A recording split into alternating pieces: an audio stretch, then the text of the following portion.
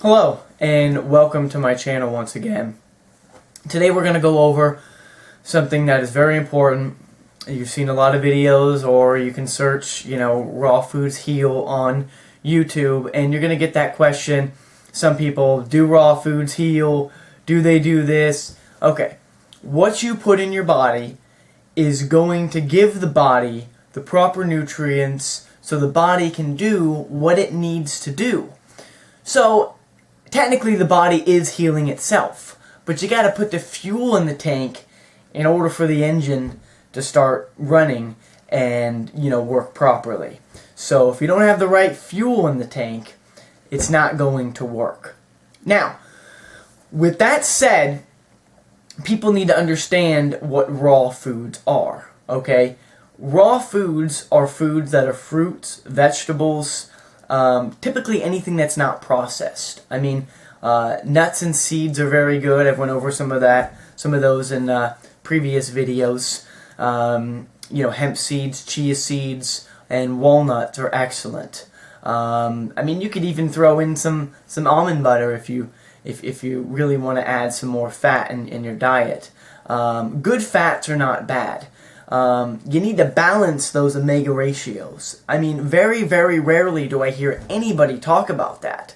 I mean, you can be a vegan all you want, but there are vegans that do have heart attacks. I mean, just search on YouTube and you can see, 40-year-old vegan, I believe is one of the videos I saw, that had a heart attack. He was a vegan for 40 years, and compares it to meat eaters. Now, you need to have a balance. An omega-3 to 6 ratio, they've done studies, and I've seen these studies.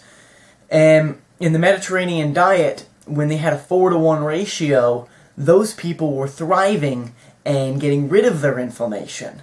When people were on the normal, regular, standard diet, they had to get off of it because they were all dying, because their omega ratios were way too high. So this is extremely important.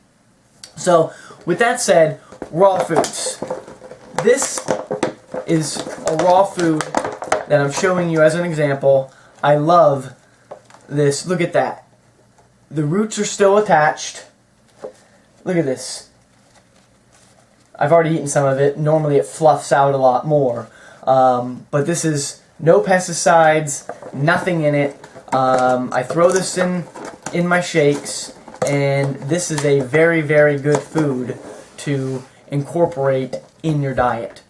Now, what I use is a little different than some of the other methods that people do. They have juicers, they love them, and that's fine. I've used juicers too. I just don't have the time to clean it, and I like using something that I know that is just as effective, if not more, because when you put into a blender and you get 100% of the juice, you're getting 100% of the juice, but you got to do it right. So, I'm showing you this. This is a KitchenAid. I'm only showing you this because this is what I use. It has a 1 horsepower motor, and once I chop it, I use the power to liquefy it. Now, to make this effective, you need to put ice in the blender. I use about 4 or 5 ice cubes.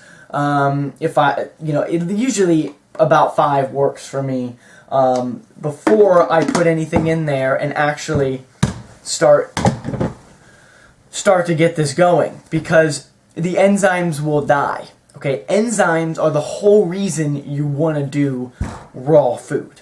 You want those live enzymes, and you want them to be inside of your body. You don't want them dead. When it heats up to typically, over 105 degrees, 118, they're definitely going to be gone, anything over that. So you want to make sure those enzymes are alive. Very, very important. Okay, so raw foods do heal if you put the proper ones in your body. I just showed you an example of, the type of lettuce that I use, and I throw it in there as well. I mean, why eat it when I can break open those, get those nutrients out? They're inside the plant. They're deep inside. You can't eat it and get the same effect. It doesn't work that way. Not saying that eating them is not going to be nutritious, absolutely. But do you want 1% of those nutrients, or do you want 100%? The blender saves me a lot of not only money, but it saves me a lot of time when I don't have to sit there and push things through and get it through. And juicers are great, don't get me wrong, I'm not knocking juicers. My preference is a blender. You need about a, zero point 0.9 is what mine is. It's right under a horsepower. Horsepower or higher.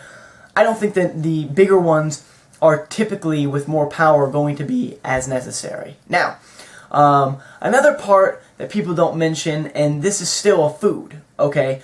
What I like to use, and I've used this for other things, because a lot of people, they have fungal infections. Candida is big, and this is caused by your diet. If you have a fungal infection, especially an autoimmune disease, get rid of the dairy. I mean, you can drink a cup of raw milk. That's fine. I've done that personally. That's fine. You don't want to overdo it. You definitely do not want anything pasteurized. Any of that stuff you got to get rid of. Get rid of the gluten, the dairy. Get rid of it. Sugar, of course. I mean, sugar and fruits is okay. This is how these fungus and all these other parasites and all these other things that are bad in your body, they thrive. Cancer especially too. They thrive on sugar. You need to cut that out. This is processed sugar. I don't care if it's brown sugar. I mean, if you have a little bowl of cereal in a day, that should be it. And it should be, the GMO project. It should be organic, and it should have minimal sugar. 5 grams in a serving. 5 to 7 grams, nothing more than that. I mean, really, you want to stay around that threshold. There's nothing wrong with having a little bowl of cereal, but you don't want to go down the aisle and get, Rice Krispies or whatever the name brand is that you like that's full of sugar. Okay, I don't care if it says it's wheat. It's garbage. Don't eat it. Okay?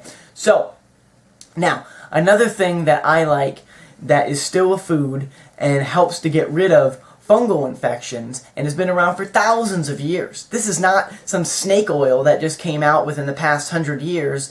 What is that called? Oh wait, chemotherapy. Okay.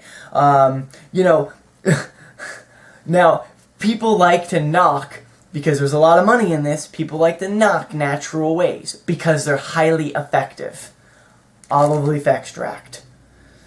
It has been known to work on 100 plus diseases. Now, this is again using the body's mechanisms to help get rid of this. Fungal infections, yeast, which is part of Candida, is something that olive leaf extract will work very, very well on.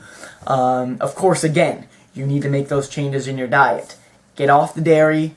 A little bit of raw milk is okay. Get off the gluten.